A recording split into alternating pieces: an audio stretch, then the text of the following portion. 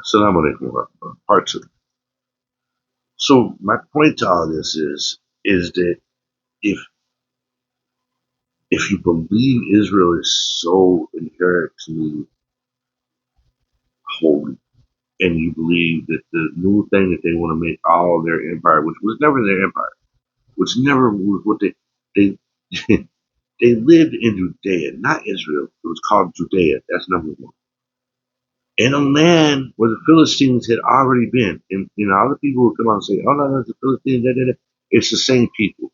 Genetically, they've proven it's the same people that have been there for thousands and thousands of years are still there.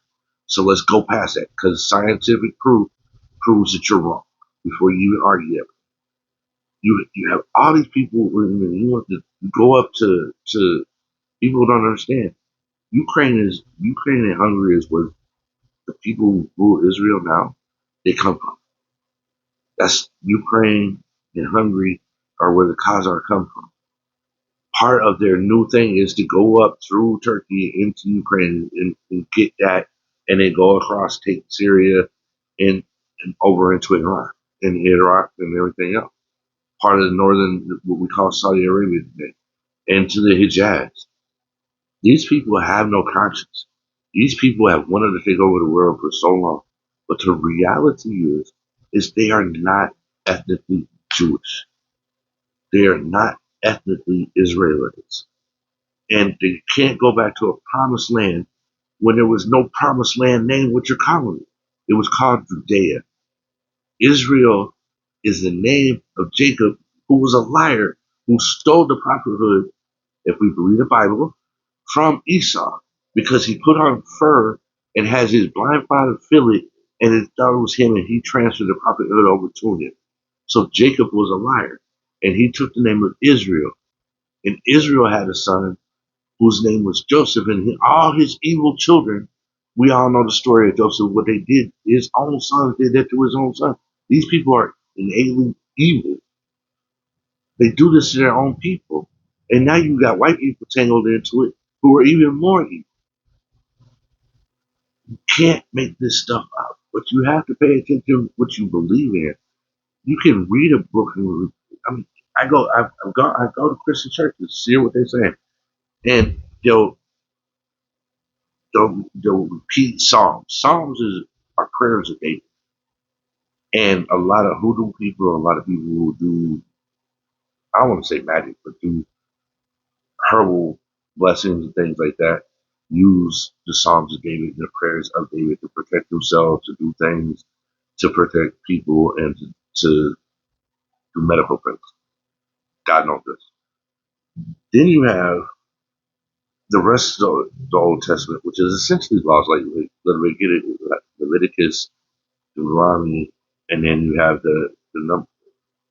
But then you go into the New Testament, and the earliest New Testament was written 80 years after Jesus was supposedly sacrificed or crucified. Then after that, it's another 200 years, 400 years for the other books.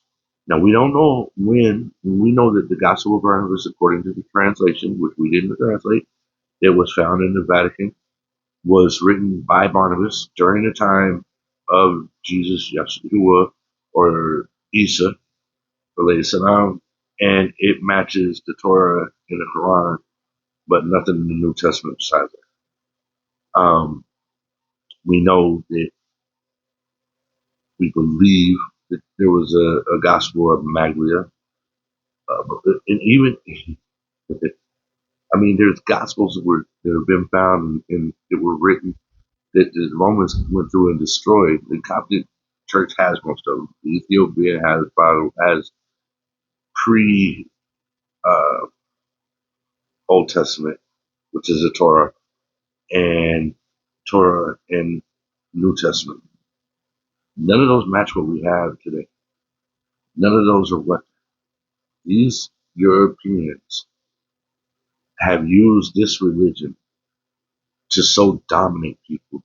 When Catholics came to Europe, especially to the Highlands of Scotland and into to Ireland, They would kill people. They didn't teach them anything. They wouldn't even teach them to read. They taught them nothing but that they had to be subservient to this God. And if they didn't, they would kill them. And then King James used it again. And then the Bibles that they gave slaves in America and to India, they took out whole chunks of it. And they used this Bible to indenture people to them, to make them slaves and captives to them. It's not, you can't, it's not how you use the word of God. And you can't say that you believe in God, but you change the word of God to do what you want to. And we in America and the world need to wake up to what the hell are they doing? Because these people are literally changing things to make it good for them and bad for everybody else. Thank you. Part 3 coming up.